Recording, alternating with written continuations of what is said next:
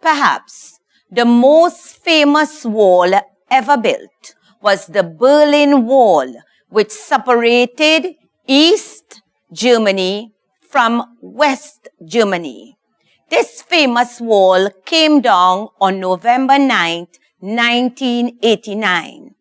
Another famous wall is the Great Wall of China, which is more than 2,000 years old.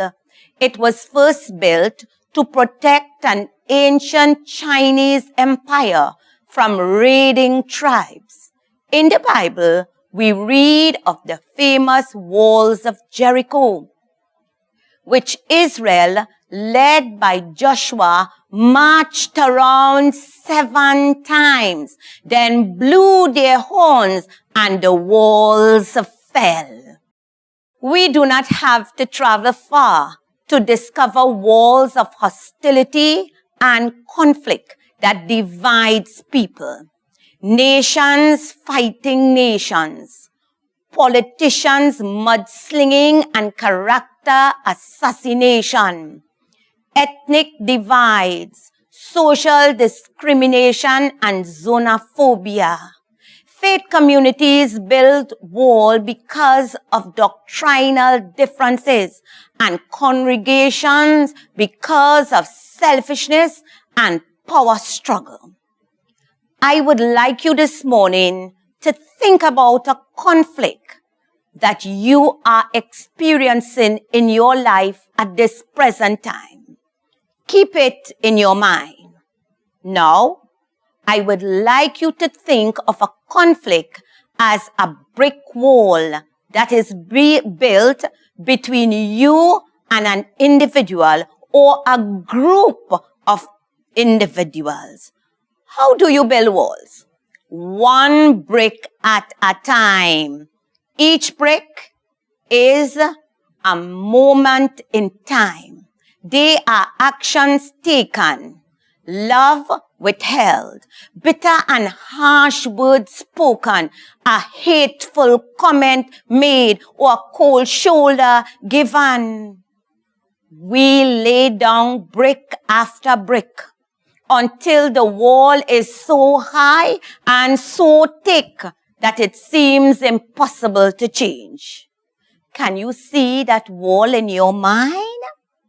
The question for us this morning is, how can we break down that wall?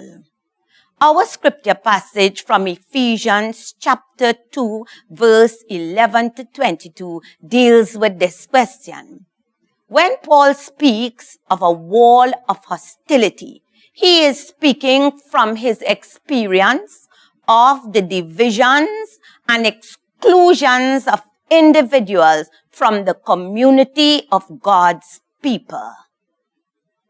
Look at what he says in Ephesians chapter 2, verse 12 to 13. Remember that you were at that time without Christ, being aliens from the commonwealth of Israel and strangers to the covenant of promise, having no hope and without God in the world. But now, in Christ Jesus, you who were once far off have been brought near by the blood of Christ. The key phrase here is, but now. Say it with me, but now. Something has changed because of Jesus. But now in Christ Jesus, you who were once far off have been brought near by the blood of Christ, for he is our peace.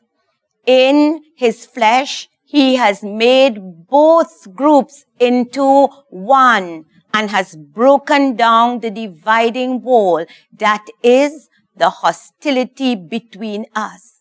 He has abolished the law with its commandments and ordinances, that he might create in himself one new humanity in place of the two, thus making peace, and mighty reconciled both groups to God in one body through the cross, thus putting to death that hostility through it. So he came and proclaimed peace to you who were far off and peace to those who were near. For through him, both of us have access in one spirit to the Father. Ephesians 2, verse 13 to 18. This is the good news. Jesus has broken down the dividing wall of hostility through his death on the cross. We say this all the time, but have we ever asked how that works? What happens? Think about this for a moment. The biggest wall of hostility is the wall between us and God. How many times have you hurt God by your impatience? How often have we, by our anger, hurt God? By our lying and our cheating? If anyone has the right to be hostile towards us, it should be God. But God looks at you and me and says, I died for your sins. And many times you have hurt me and others.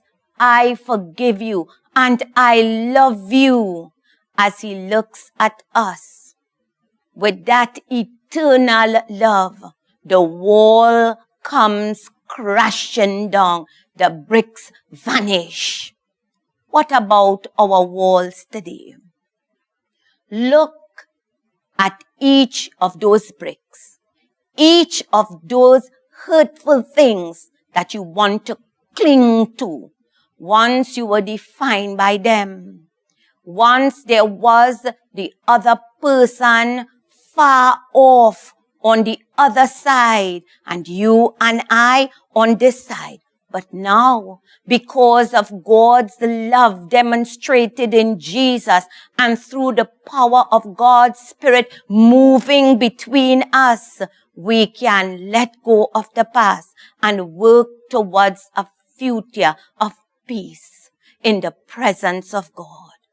I think that many times we hide behind these walls and use them as an excuse for not loving the way Jesus calls us to love. Maybe today you can start with one brick.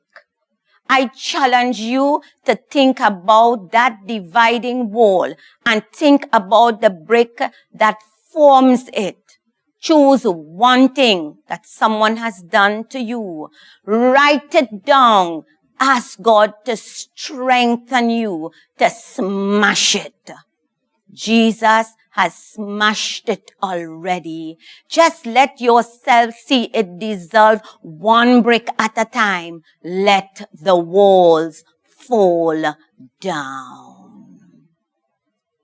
John Oxham wrote a wonderful hymn. Listen to the words. In Christ there is no east or west. In him no north nor south, but one great fellowship of love throughout the whole wide world. In him shall true hearts everywhere their high communion find. His service is the golden cord, close binding all mankind. Join hands, dear brothers of the faith, where'er your race may be. Who serves my Father as a son is surely kin to me. In Christ now meet both east and west. In him meet south and north. All Christ-like souls are one in him throughout the whole wide earth. In the name of the Father, and of the Son, and of the Holy Spirit. Amen. Let us join together in prayer. Thank you, Father, for the love which made you send your Son Jesus Christ into the world to suffer as the Paschal Lamb for us. His love reunited us with you in an intimate relationship which we cannot truly understand.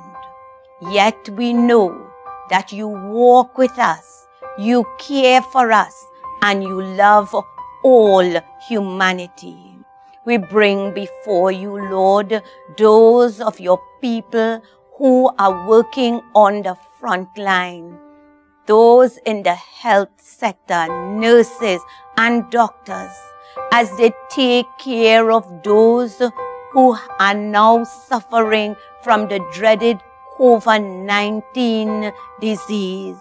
Lord, we pray that you will lay your hands upon them. You will touch them. You will cover them with your spirit, O Lord. Lord God, we place in your hands today all those who have died. We pray that they will find their place in your eternal rest.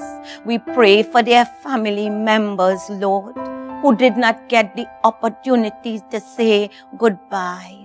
We pray that you will enfold them in your loving, in your tender arms, great God and Creator. Lord, this morning we lift up all your people everywhere. For you are a God of love, a God of grace, and a God of mercy. All this we ask in the name of our risen Lord, Jesus the Christ. Amen.